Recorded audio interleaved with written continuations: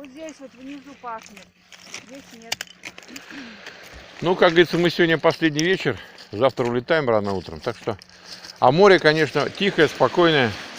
И главное, что вода прозрачная, вообще шикарная просто. Никакой мути, ничего нету. Вообще. Прозрачнейшая. Прям аж все видно, аж вон камушки. Вот. Ну, а завтра путь дорогу раннюю, как говорится, встаем. В 10:30 уже будем в аэропорту, я думаю, даже раньше.